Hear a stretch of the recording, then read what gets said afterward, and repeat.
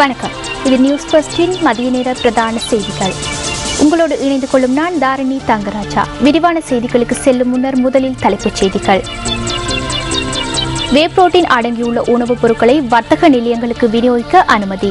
நுவரெலியாவில் மண் சரிவு ஆபத்து காணப்படும் பகுதிகளில் உள்ள மக்கள் அது குறித்து எச்சரிக்கையாக இருக்குமாறு ஆலோசனை. மாகாண சபை தேர்தலை கண்காணிப்பதற்காக தெற்காசிய தேர்தல்கள் முகாமைத்துவ ஒன்றியத்தின் கண்காணிப்பாளர்கள் நாளை இலங்கை வருகை.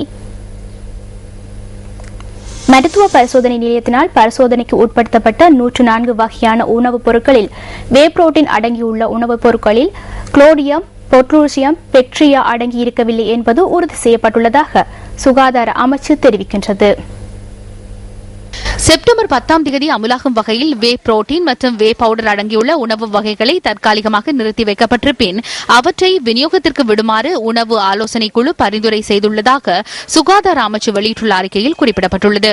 சர்வதேச ரசாயன ஆய்வுக் கூடங்களின் ஊடாக உறுதி செய்யப்பட்ட அறிக்கைகள் மற்றும் மருத்துவ பரிசோதனை நிலையங்கள் மூலம் மேற்கொள்ளப்பட்ட பரிசோதனைகளின் பிரதிபலன்களை கருத்தில் கொண்ட பின்னரே இந்த தீர்மானம் எடுக்கப்பட்டுள்ளதாக அந்த அறிக்கையில் குறிப்பிடப்பட்டுள்ளது. இதன் பிரகாரம் அந்த உணவுப் பொருட்கள் மீது இதற்கு முன்னர் அறிவிக்கப்பட்டிருந்தவாறு குளோஸ்டிடியம் பொட்டுலினியம் பாக்டீரியா அடங்கியிருக்கவில்லை என்பதை தெளிவுபடுத்தும் விசேட அறிவித்தல் தொடர்ந்தும் ஒட்டப்பட வேண்டிய அவசியமில்லை என்று சுகாதார அமைச்சு கூறியுள்ளது. உள்நாட்டு பொருட்களுக்கு உயர் பெறுமதி கிடைக்காத காரணத்தால் இலங்கை தற்போது அபிவிருத்தி ரீதியில் பின்னடைந்துள்ளதாக சிரேஷ்ட அமைச்சர் பேராசிரியர் திஸ்ஸ விதாரண தெரிவிக்கின்றார். கொழும்பில் நேற்று நடைபெற்ற ஊடகவியலாளர் சந்திப்பிலேயே அவர் இதனை கூறியுள்ளார். செப்டம்பர் மாதம் 17 மற்றும் 18 திகதிகளில் நாட்டில் நடைபெறவுள்ள மாநாடு தொடர்பில் தெளிவூட்டுவதற்காக இந்த ஊடகவியலாளர் சந்திப்பு ஏற்பாடு செய்யப்பட்டிருந்தது.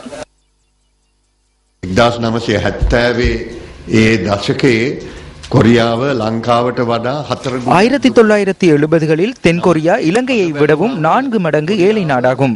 தற்போது தென்கொரியா எம்மை விடவும் 10 மடங்கு பணக்கார நாடாக மாறியுள்ளது. பொருட்களுக்கு அதிக பெறுமதி வழங்கி உயர் தொழில்நுட்பத்தை பயன்படுத்தியமையே நாட்டின் அபிவிருத்திக்கு காரணமாக அமைந்துள்ளது. நாம் அவ்வாறு செய்யவில்லை. எமது பொருட்களுக்கு அதிக பெறுமதியை வழங்குவதற்கு நாம் எண்ணியுள்ளோம். உபயோகி கரப்பு நிசா அப்பியேவா கலே நே ඉතින් දැන් අපි බලාපොරොත්තු වෙනවා.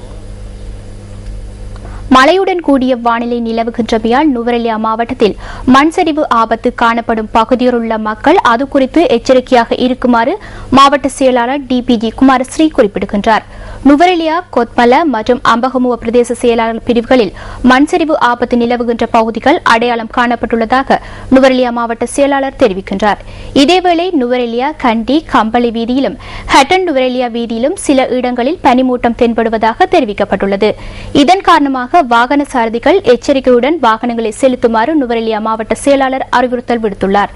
இதேவேளை நாட்டின் பல பகுதிகளில் இன்றைய தினம் மழையுடன் கூடிய வானிலை தொடரும் என வளிமண்டலவியல் திணைக்களம் அறிவித்துள்ளது.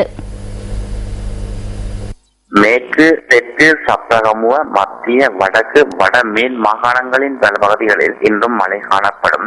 ஏனைய பிரதேசங்கள் பலவற்றில் பிற்பகல் அல்ல மாலை வேளைகளில் இடியுடன் கூடிய மழை காணப்படும். சில பிரதேசங்களில் இடையிடையே காற்று சற்று பலமானதாக வீசும். முக்கியமாக மத்திய மலைப்பிரதேசத்தில் மேற்கு சரிவுகளில் இந்த காற்றின் வேகம் காணப்படும். பல பிராந்தியங்களில் மாத்தறை முதல் பொத்துவில் வரையான அலங்கல் பிரதேசங்களில் காற்றானது தென் மேற்கு திசையிலிருந்து மணித்தாளத்துக்கு 30 தொடக்கம் 40 கிலோமீட்டர் வரையான வேகத்தில் காற்று வீசும். இந்த காற்றின் வேகம் சில சந்தர்ப்பங்களில் புத்தளம் முதல் யாழ்ப்பாணம் ஊடான திருகோணமலை பிரதேசம் மற்றும் மாத்திரை முதல் பொத்துவில் வரையான பிரதேசங்களில் சற்று பலமானதாக வீசும். அதேவேளை மேற்கு குறிப்பிடப்பட்ட இந்த பிரதேசங்கள் இடையிடையே சற்று கொந்தளிப்பாகவும் காணப்படும். மாகாண சபை தேர்தலை கண்காணிப்பதற்காக தெற்காசிய தேர்தல்கள் முகாமைத்துவ ஒன்றியத்தின் கண்காணிப்பாளர்கள் நாளை முதல் இலங்கை வரவுள்ளதாக தேர்தல்கள் செயலகம் குறிப்பிட்டுள்ளது. முன்னாள் இந்திய தேர்தல்கள் ஆணையாளர் என் கோபாலசுவாமி இந்த குழுவிற்கு தலைமை வகிப்பதாக பிரதி தேர்தல்கள் ஆணையாளர் எம் முகமது தெரிவிக்கின்றார். எதிர்வரும் 21ஆம் தேதி நடைபெறவிருக்கின்ற வடமாகாண சபை தேர்தலை கண்காணிப்பதற்காக தெற்காசிய தேர்தல்கள் முகாமைத்துவ ஒன்றியத்தின் கண்காணிப்பாளர்கள் நாளை முதல் இலங்கைக்கு வருகை தர இருக்கின்றார்கள். இந்த குழுவுக்கு முன்னாள் இந்திய தேர்தல்கள் ஆணையாளர் திரு என் கோபாலசுவாமி அவர்கள் தலைமை வகிக்கின்றார். இதற்கு மேலதிகமாக இந்திய தேர்தல்கள் ஆணையகத்திலிருந்து 5 கண்காணிப்பாளர்களும், பாகிஸ்தான் தேர்தல் ஆணையத்திலிருந்து 5 கண்காணிப்பாளர்களும், வங்காளதேசத்தின் தேர்தல் ஆணையத்திலிருந்து 3 கண்காணிப்பாளர்களும், நேபாளம், மாலைத்தீவு ஆகிய நாடுகளின் தேர்தல் ஆணையத்தை பிரதிநிதித்துவப்படுத்தும் வகையில் தலா 2 கண்காணிப்பாளர்களும், பூட்டான், ஆப்கானிஸ்தான் ஆகிய நாடுகளின் தேர்தல் ஆணையங்களை பிரதிநிதித்துவப்படுத்தும் வகையில் தலா ஒவ்வொரு கண்காணிப்பாளருமாக மொத்தம் 20 கண்காணிப்பாளர்கள் இந்த குழுவில் அடங்குவார்கள். இதேவேளை இந்த கண்காணிப்பாளர்கள் எதிர்வரும் 16ஆம் திகதி வடமாகாணத்தில் தமது கண்காணிப்பு நடவடிக்கைகளை ஆரம்பிக்க உள்ளதாகவும் பிரதி தேர்தல்கள் ஆணையாளர் குறிப்பிடுகின்றார். 14ஆம் தேதி முதல் அவர்களுக்கென பொறுத்தொதுக்கப்பட்டுள்ள தேர்தல் ஆணையாளருடனான சந்திப்பு, போலீஸ் மா அதிபருடனான சந்திப்பு, அதனைத் தொடர்ந்து போட்டியிடுகின்ற அரசியல் கட்சிகளின் பிரதிநிதிகளுடனான சந்திப்பு என்பவற்றை கொழும்பில் நடாத்திவிட்டு 16ஆம் தேதி முதல் வடமாகாணத்திலே தேர்தல் கண்காணிப்பு நடவடிக்கைகளில் ஈடுபடுவதற்காக அவர்கள் கொழும்பை விட்டு செல்லவிருக்கின்றார்கள். அரசாங்க சேவையில் பல்கலைக்கழக பட்டதாரிகளை நிரந்தரமாக இணைக்கும் நடவடிக்கையின் ஒரு கட்டமாக 35 தொடக்கம் 45 வயதிற்குட்பட்ட பட்டதாரிகளுக்கு நியமன கடிதங்களை வழங்கும் நிகழ்வு நேற்று நடைபெற்றது. பொது நிர்வாகம் மற்றும் உள்நாட்டு அலுவல்கள் அமைச்சர் WDJ செனவிரட்ன தலைமையில் இந்த வைபவம் நடைபெற்றது. இந்த வைபவத்தில் கொழும்பு மாவட்ட பட்டதாரிகளுக்கு நியமன கடிதங்கள் வழங்கப்பட்டன.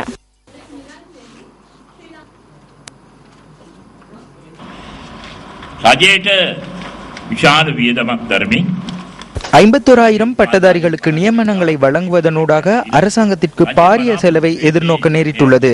நியமனங்கள் வழங்கப்பட்டவுடன் இவர்களுக்கு எவ்வித வேலையும் வழங்காதிருப்பது எமது திட்டமல்ல. இந்த அமைச்சின் செயற்பாடுகள் தொடர்பில் பாராளுமன்றத்தில் விவாதம் இடம்பெற்றது. பட்டதாரிகளுக்கு நியமனங்களை வழங்கி அவர்களுக்கு எவ்வித வேலையையும் வழங்காது வைத்திருப்பதாக எதிர்க்கட்சியினர் இதன் போது கூறினர். எல்லோருடைய பிரச்சனைகளையும் ஒரு சுவிட்சை செயற்படுத்துவதன் ஊடாக எம்மால் தீர்க்க முடியாது. அனைத்து பிரச்சனைகளையும் தீர்ப்பதற்கு முறையான திட்டங்கள் எம்மிடம் உள்ளன. අපි ක්‍රමානුකූලව මේවා ඉතිරි වෙන ප්‍රශ්න වලට මුහුණ දෙමින් ඒ ප්‍රශ්න විසඳීමේ වැඩපිළිවෙල තමයි. சட்டவிரோதமாக பிடிக்கப்பட்டுள்ள யானைகளை பதிவு செய்வதற்கான காலம் வழங்கப்பட்டுள்ளதாக வன ஜீவராசிகள் அமைச்சர் தெரிவித்த கருத்து தொடர்பில் சூழல் அமைப்புகளின் ஒன்றியம் நேற்று கருத்து வெளியிட்டுள்ளது.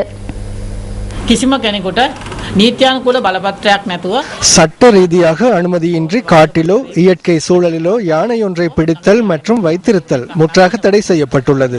13வது பிரிவிற்கு அமைய வனஜீவராசிகள் பாதுகாப்பு திணைக்களத்தின் பணிப்பாளருக்கு மாத்திரமே சட்ட ரீதியான அனுமதி பத்திரத்தை வழங்க முடியும். ஏதேனும் ஒரு பிரதேசத்தில் யானையொன்று பயிர் நிலங்கள் சொத்துக்களை அளிக்கின்றதாயின் மனித உயிர்களுக்கு அச்சுறுத்தல் விடுக்கின்றதெனில் அதனை பிடிப்பதற்காகவே அந்த அனுமதி பத்திரம் வழங்கப்படும். இலங்கையில் 15 வருடங்களுக்கு முன்னர் வருடாந்தம் 150 யானைகள் உயிரிழந்தன. எனினும் தற்போது 250 யானைகள் உயிரிழக்கின்றன. இதனூடாக இலங்கையில் உள்ள யானைகள் எதிர்நோக்கியுள்ள அவல நிலையை அறிந்து கொள்ள முடியும். அம்பாறை மாவட்டத்தில் நெட் கொள்வனவில் பல்வேறு முறைகேடுகள் இடம்பெற்றுள்ளதாக முன்வைக்கப்படுகின்ற குற்றச்சாட்டுகள் குறித்து விசாரணை நடத்தப்படுவதாக மாவட்ட செயலாளர் நீடி அல்விஸ் தெரிவிக்கின்றார். விவசாயிகள் என்ற போர்வையில் ஒரு சில வியாபாரிகள் மொத்தமாக அரசாங்கத்திற்கு நெல்லை விற்பனை செய்வதற்கு முயற்சித்து வருவதாக அம்பாறை மாவட்ட செயலாளர் குறிப்பிடுகிறார். இந்த நடவடிக்கைக்காக அரசாங்க உத்தியோகத்தர்கள் சிலரும் ஒத்துழைப்பு வழங்குவதாக குற்றச்சாட்டுகள் தெரிவிக்கப்பட்டுள்ளதாகவும் அவர் சுட்டிக்காட்டியுள்ளார். இதேவேளை அம்பாறை மாவட்டத்தில் நெற்கொள்வனவு நடவடிக்கைகள் தற்போது நிறுத்தப்பட்டுள்ளதாக விவசாயிகள் சிலர் குற்றம் சாட்டியுள்ளனர். களஞ்சிய சாலை வசதியின்மையும் இதற்கு காரணமாக அமைந்துள்ளது என்றும் அவர்கள் குறிப்பிட்டுள்ளனர். நாட்டிலிருந்து விசநாய் கடியை ஒழிக்கும் பொருட்டு 3 வருட தடுப்பூசி திட்டத்தை செப்டம்பர் மாதம் 19ஆம் தேதி ஆரம்பிக்க கால்நடை வளர்ப்பு மற்றும் சுகாதார திணைக்களம் தீர்மானித்துள்ளது. 20 ஆண்டுகளில் விசநாய் தடுப்பூசி திட்டத்தை செப்டம்பர் மாதம் முற்றாக ஒழிப்பதே இதன் நோக்கம் என அதன் பணிப்பாளர் நாயகம் குமார டி சில்வா தெரிவிக்கின்றார்.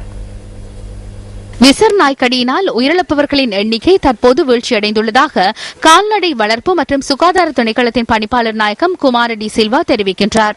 எனினும் நாய்கள் கடிக்கும் வீதம் உயர்வடைந்துள்ளதாகவும் அவர் கூறினார். இதன் காரணமாக சிகிச்சைகளுக்காக நாளாந்தம் அதிக நிதி செலவிடப்படுவதாக பணிப்பாளர் நாயகம் சுட்டிக்காட்டினார். நாட்டிற்குள் விசர் நாய்க்கடி ஒழிக்கப்பட்டதென்று உறுதி செய்யப்பட்டதன் பின்னர் இதற்காக செலவிடப்படும் நிதியை மீதப்படுத்த முடியும் என்றும் கால்நடை வளர்ப்பு மற்றும் சுகாதார திணைக்களம் குறிப்பிடுகிறது. உள்ளூராட்சி வாரத்தை முன்னிட்டு திண்ம கழிவுகள் மற்றும் சுகாதார விழிப்புணர்வு பேரணி கிண்ணியாவில் நடைபெற்றது. உள்ளூராட்சி வாரத்தை முன்னிட்டு திண்ம கழிவுகள் மற்றும் சுகாதார விழிப்புணர்வு பேரணி கிண்ணியாவில் இடம்பெற்றுள்ளது. உள்ளூராட்சி வாரத்தை முன்னிட்டு திண்ம கழிவுகள் இதன்போது விழிப்புணர்வு ஊட்டும் துண்டு பிரசுரங்களும் வழங்கப்பட்டன. கிண்ணியா நகரசபை ஊழியர்களும் பொது சுகாதார அதிகாரிகள் உட்பட்ட பலர் இந்த பேரணியில் கலந்து கொண்டிருந்ததாக எமது பிராந்திய செய்தியாளர் தெரிவித்தார். திண்ம கழிவுகளை முறையாக பயன்படுத்துவதன் மூலம் சுற்றுப்புற சூழலை இத்துடன் நியூஸ் பஸ்டின் மதிய நேர பிரதான செய்திகள் நிறைவு பெறுகின்றன. வணக்கம். Hotline 0114 896 896 www.newsfirst.lk